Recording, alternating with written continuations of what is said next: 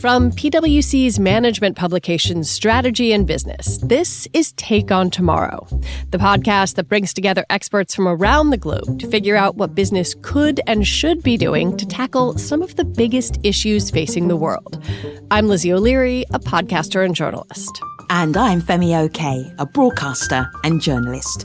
Today, we're heading to Peru. We were on the ground at the annual APEC CEO Summit, a gathering of business, government, and thought leaders from the Asia-Pacific region.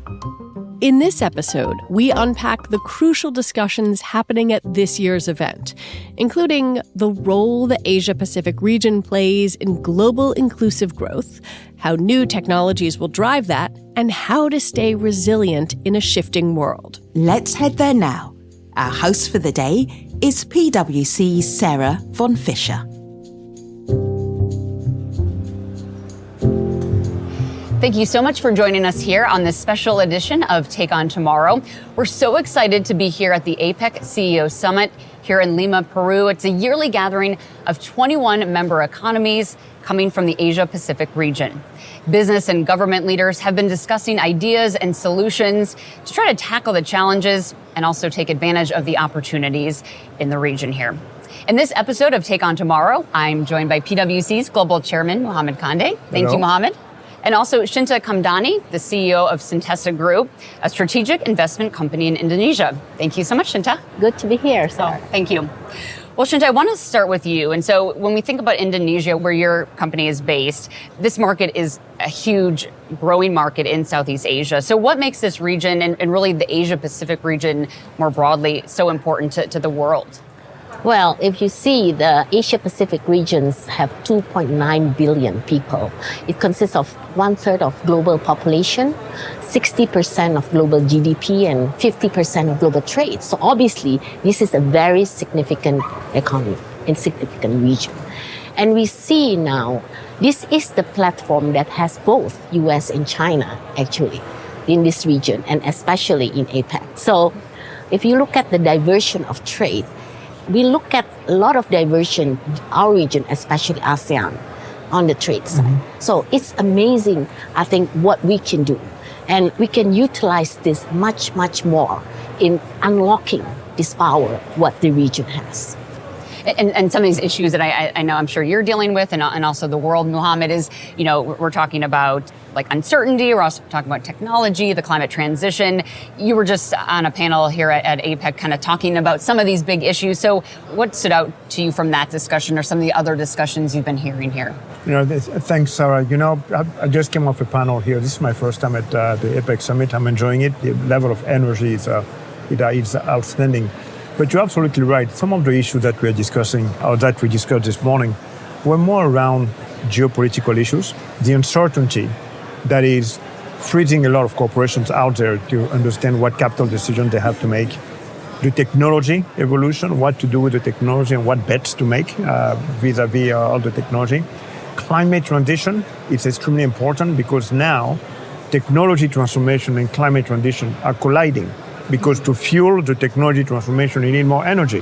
And everybody's going for clean energy. So we are now finding out that it's a more complex problem than it used to be because it's not one of these things happening. It's all of them literally colliding. Geopolitical issues, technology transition, and also climate change. All of them are colliding and accelerating, which is creating a lot of stress for many companies, many organizations around the world. But Shinta, you just mentioned the fact that APEC, it's a massive region. The need for collaboration across APEC, is that necessary, I would even say, to solve all of the different issues? And Shinta, so how do you navigate that, you know, as part of the Asia-Pacific region? What are some of the super strengths of that region to sort of tackle these issues? So I sit in APEC, which is the Advisory Business Council of APEC. And I think we are very clear in our recommendation to the leaders on what we think APEC should do. And I think there's a number of things to really tackle some of these challenges. And first thing is we talk about the people, right? The human capital side. And this is a huge, immense, a lot of countries are facing a lot of challenges. And the thing is we have a big gap between the developing and developed countries, even in APEC. And in trying to have a regional integration, trying to see how we can not just work together, but how we can really support each other, I think is very important. So when we talk about the people, we have very concrete recommendation in terms of how does government help developing policies that will increase this accessibility for human capital development. And we talk about the education, training, skills. We talk about technology. This is all how we from business needs to see how this gap can be theirs. And second part, we talk about challenges in terms of the climate. It's more on the energy transition. We talk about how to write a greener trade framework. A lot of developing nations are not yet sufficient to have this kind of resources. So they need support. We're still talking about energy security, not just energy transition. Yes. So the affordability, the accessibility, this is key, right? And we have a lot of resources, potential, but who's going to finance it? So we're trying to really provide this recommendation to leaders, but also coming out with specific projects that can bridging between the the developed economies, the developing countries, but also big companies and even small, medium enterprises. Guys, don't forget, this is a huge part of the economy. It's the small, medium enterprises. So these are the things that I think is important that we can really bridge this gap, and the government need to be present to facilitate this as well. And I think what you're talking about too is sort of like this inclusive growth, which is a topic here at APEC. And I guess, Mohamed, when we think about inclusive growth, especially with technology and AI, how do businesses tackle that? I would say that when I think about inclusive growth, I'm thinking about the people, but also I'm thinking about the countries. As you just mentioned, the gap between the different countries in APEC, between some that are more developed, some are developing. There are two dislocations that are happening today. The first one is around, we talked about technology. We talked about AI, so access to knowledge. Now, some of the developing countries can have access to the knowledge of the developed countries because the barrier to access that knowledge is decreasing. So people can get new skills, which will create new jobs. So they don't have to be playing only resource-intensive type industries, but in services industries. That will create actually the next generation of jobs in many parts of the world where they don't exist today. That's the inclusive growth, right? And the other thing is that the companies that will use the people that are more skilled have the potential to deliver more results, therefore to create more jobs. That's one thing. The second thing that is happening today with, again, that ecosystem is the fact that there is a dislocation between the people that are looking for green energy and when the potential for green energy is sitting. And now the governments today, with their ability to facilitate foreign direct investments, so that the money actually can flow from the people that need the green energy to where you have the sources of green energy, which in turn will create more jobs. For example, if one of the big hyperscalers wants to build a data center and they need clean energy, and they decide to go to a country in ASEAN, they're going to create thousands of jobs. So now you see that job creation and the reducing of the gap can be created by the government facilitating the flow of capital between the APEC countries. Money is not the issue. There is enough money that exists out there. The money just has to move to the right places to create the right jobs. And that is what we advocate to our clients. That don't look at the barriers, the geographical barriers. Go where you need the resources and you'll find the right people. And we need government to facilitate the flow of people and the flow of capital. And Shinta, how do you think about that? I mean, I think the workforce issues are something that are on your mind right now. So how do you look at that? We always talk about equitable economic growth. A lot of countries are pushing economic growth, but there's this important part, which is the equity part, equitable, right? Which is inclusive. And when we talk about inclusive, who are they? We talk about SMEs, we talk about women. There's a big disparity right now. Look at the gender gap. So we want the women to be included, but how? This is a huge issue. So I think we face Indonesia at the moment is facing a big issue on job creation.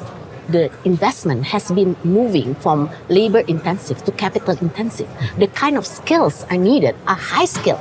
In Indonesia, we have low skill. And this is not just Indonesia. Many countries are similar like us. Low skill labor. 38% are educated from primary.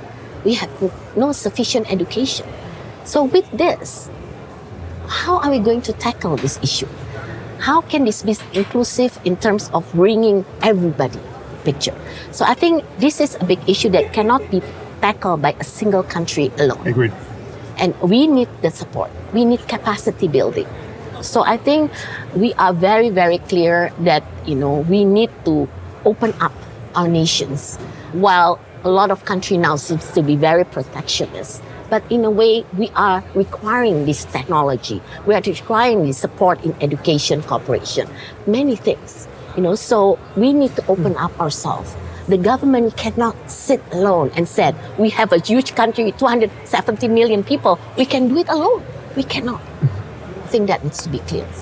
And how do you bring AI or technology? How is that fitting into helping equity? The biggest problem with technology, AI especially with us, is the infrastructure. That's important. Yeah. We have remote areas, right? A lot. Many countries similar to us also. Archipelago, we have 17,000 islands. The infrastructure is a big issue. So digital infrastructure is key. And the second is the people, the digital literacy. How are they going to get access to that digital literacy? And this is why a lot of businesses like us, private sector now, are boosting towards bringing more digital literacy. And we need to increase more bringing AI. AI is accessible, but how much does it cost? What? How much does it cost to access it? So we need to understand that this requires funding as well. It's an investment. This is not just come to the table and say, you're going to get it, right? So. And Mohamed, if we're looking ahead, we're talking about different challenges today, but what do you see for the opportunities for collaboration in the Asia-Pacific region, going forward? I would say that, just to add to what you just said, is that first country needs to open up. They need to let the flow of capital to come into the countries. Don't be protectionist, because protectionism creates uncertainty for the people that have the money and that want to invest. The money comes in, there will be actually more job creation. You mentioned AI, the cost of access. The more people want to access, the more the cost is going to come down. But there is a massive opportunity in Asia Pacific for collaboration, all across all of APEC for that matter, because again, when you look at all of the big mega trends that are happening around climate transition and energy efficiency. You mentioned you need to have energy security before you have energy transition. That is very well said, because this is real. That's what's happening in some countries, right? And also to understand what the technology is, but now the technology requires energy. So no single country can solve this conundrum. That new ecosystem, they have to work together, because the sources of supplies and the source of demand are not in the same place anymore.